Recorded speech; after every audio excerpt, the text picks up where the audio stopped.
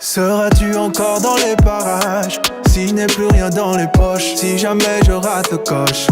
Alors, on sait que toi, tu as surtout fait tes premiers pas dans tout ce qui était production, etc. J'ai une première question pour toi. À quel moment le chant est rentré dans l'équation? Le chant, c'est venu vraiment par hasard en fait. Moi, j'ai commencé à faire, comme tu disais, à faire de la composition, faire des prods. Donc j'avais énormément de sons dans mon ordinateur et c'est venu un peu naturellement comme ça de faire des top lines sur ses propres instrus. Vu que j'écoutais pas mal de R&B, naturellement mes top lines, elles étaient plus mélodieuses. Je tendais plus vers du chant que du rap. Puis après, les choses se sont passées un peu naturellement, quoi, tu vois. Premier titre, premier engouement. J'ai fait mon premier EP. Et puis après, sans m'en rendre compte, j'étais dans la musique, quoi. Tu avais commencé dans l'industrie. Exactement. Mais est-ce que tu as commencé directement avec des prods R&B ou bien au départ c'était un peu plus hip-hop parce que non, c'était directement R&B? Non, du tout, justement. C'était hip-hop à fond, tu vois. Après, il faut savoir que moi, vu que je suis autodidacte, quand j'ai commencé, j'avais aucune notion de chant, de mélodie, d'harmonie, d'accords.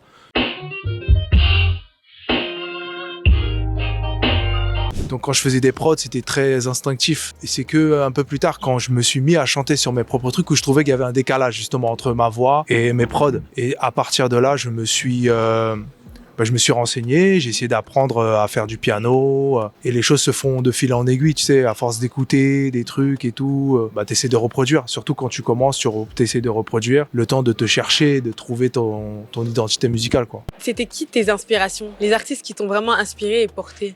Dans un premier temps, il y a eu Usher.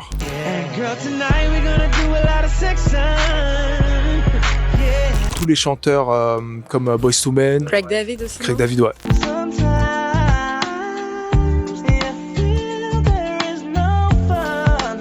Craig David un peu plus tard, Brian McKnight, Joe Thomas, toutes ces générations de chanteurs à voix qui m'ont permis d'apprendre mes bases vocales déjà. Et un peu plus tard, je me suis un peu plus intéressé par la New Soul. Donc j'ai eu une phase très musique Soul Child, D'Angelo.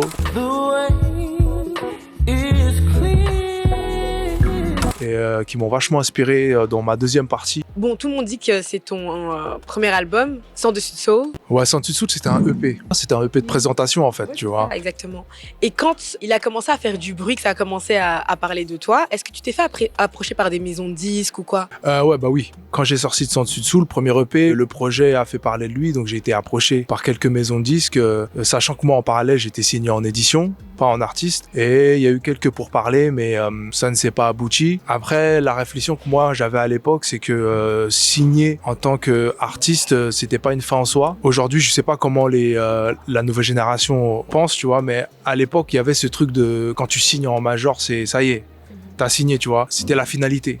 Tu vois, t'es arrivé en fait. Et moi, j'étais conscient que y avait un long travail à faire, tu vois, que c'était pas juste la signature et bon, ça y est, j'ai réussi. Advienne que pourra, quoi. Tu t'es jamais dit, parce que je sais qu'il y a beaucoup d'artistes aussi qui se disent que le fait de signer, ça peut amener certaines restrictions, on peut t'imposer des lignes directrices qui ne sont pas forcément les tiennes. Est-ce que ça, c'est quelque chose qui peut-être aussi t'a freiné à ce moment-là, peut-être dans les pourparlers, quand vous étiez en négociation? Ouais, si, quand j'y repense, ouais. J'ai le souvenir d'un rendez-vous que j'avais eu chez Warner et le DA me disait, le titre trop fraîche, j'aurais pas écrit les paroles comme ça, c'est ce qu'il m'a dit, tu vois. Et je lui ai répondu, si aujourd'hui on est dans le bureau et on parle d'éventuellement signer pour un projet, c'est parce que j'ai sorti ce son comme ça, et c'est parce que j'ai l'ai clippé, et c'est parce qu'il a tourné en radio, c'est ça qui fait qu'on discute aujourd'hui. Je l'aurais pas écrit comme ça, peut-être, on n'en sait rien, tu vois. Donc aucun regret? Non, aucun regret. Aucun regret, surtout aujourd'hui, tu vois, quand je repense à l'évolution, au cheminement. Non, absolument aucun regret. Est-ce qu'il y a un album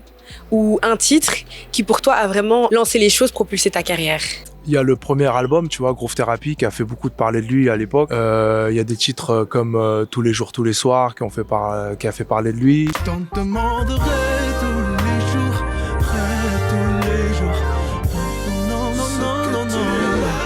C'est un album que j'ai sorti et qui m'a permis de remplir des salles de concert à Paris, tu vois, des grosses salles. Après, il y a eu une seconde phase où c'était dans une phase un peu plus rap soul. Donc il y a les titres Quand vient la nuit 2, qui sont issus des EP Evo. Donc là, ouais, c'est des projets qui sont vachement importants parce qu'ils ont marqué un tournant dans ma carrière, un renouvellement même dans le public. Un nouveau Monsieur Nov, ouais. Exactement, tu vois.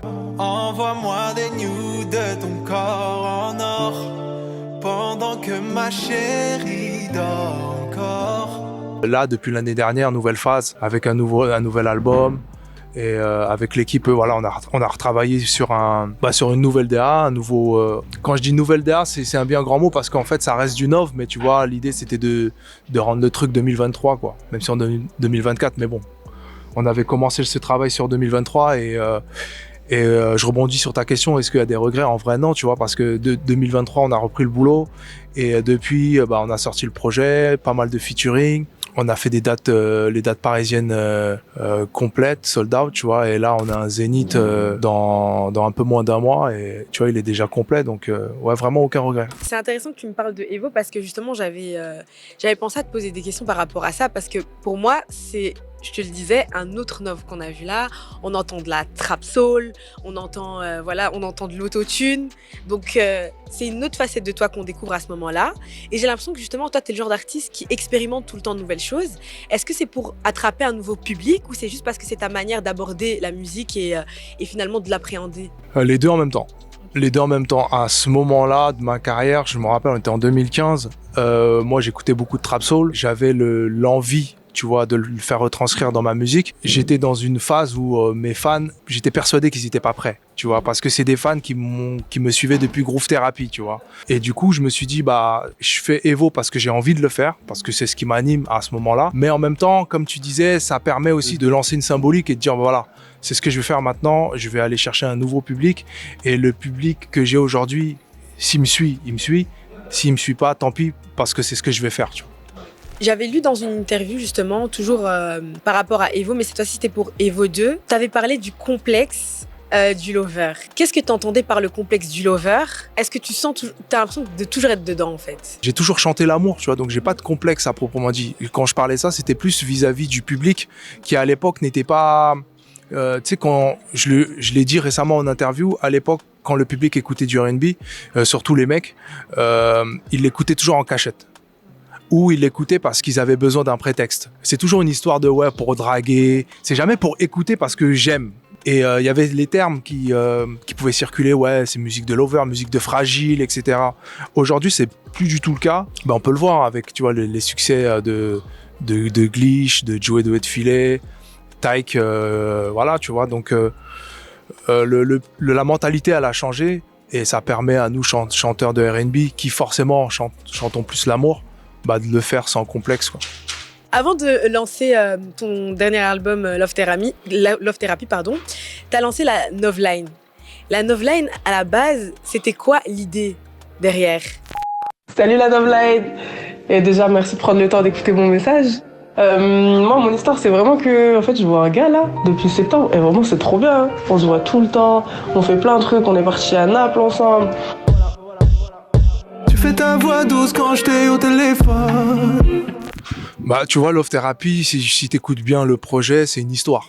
Tu vois, l'introduction, elle parle d'une rupture. Et après, tous les titres qui suivent, en fait, c'est les différentes étapes qui peuvent suivre après une rupture, de comment tu te relèves, comment tu essaies de faire pour continuer à vivre.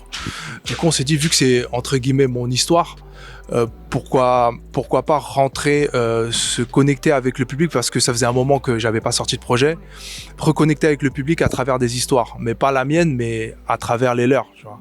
Et c'est comme ça qu'on a lancé le principe de Novline. Je mets un numéro, t'appelles et tu laisses un message, tu racontes soit ton goumin ou les meilleurs moments que t'as passé avec ton mec ou ta meuf, tu vois. Et moi, j'essaie d'en faire une musique et de retranscrire ton histoire en chanson. Ça fait 1 an que je suis avec mon mec et tout. Ça se passe hyper bien, il est trop cool.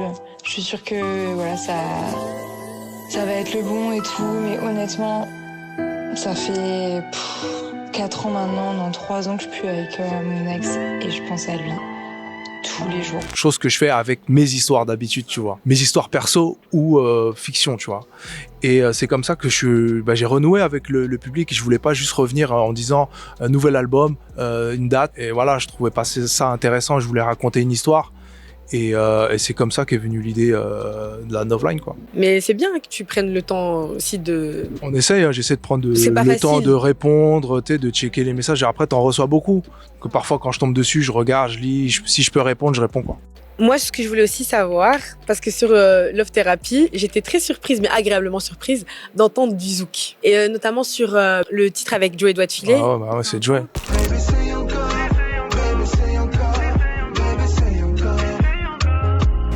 Et je voulais savoir, est-ce que le zouk, c'est une vibe que t'aimes de base et que t'avais envie de poser dessus de base, ou bien c'est le fait d'avoir fait ça avec Joey qui a poussé...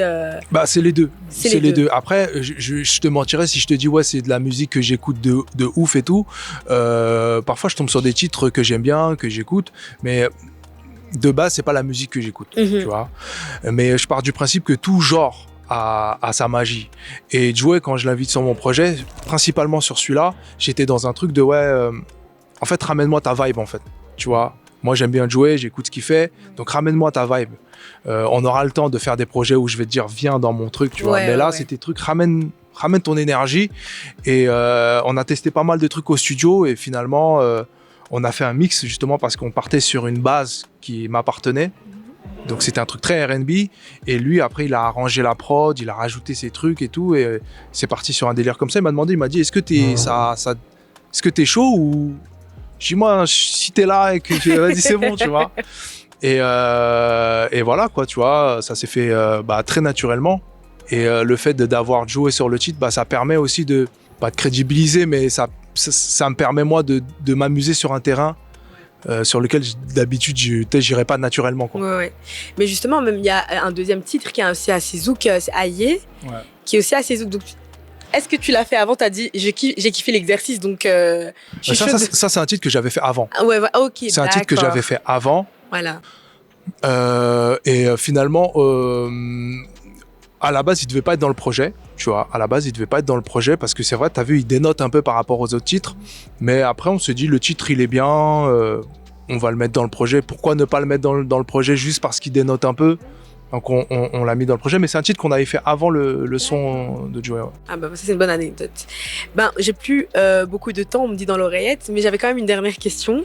Vu qu'on en a parlé des featuring, moi, c'est le featuring avec Menel qui m'a surpris davantage, même encore plus que celui avec Doit de Filer, parce que je me suis dit, mais comment elle s'est fait la connexion en fait? C'est toi et pour ça je ferai tout pour nous deux, je promets.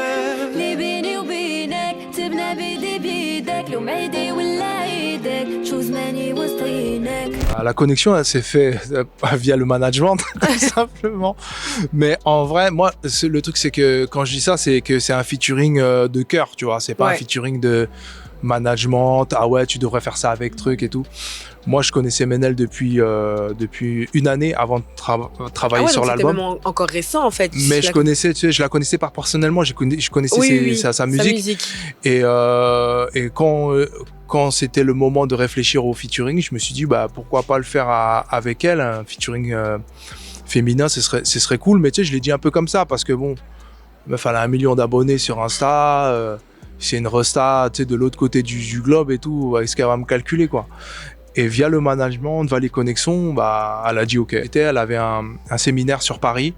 On s'est connectés et puis on a fait le son, quoi. Vraiment, et vraiment humainement, c'est une personne tip top. Ça s'est bien passé en studio. Vous avez bien passé. Le feeling, la connexion s'est faite assez facilement.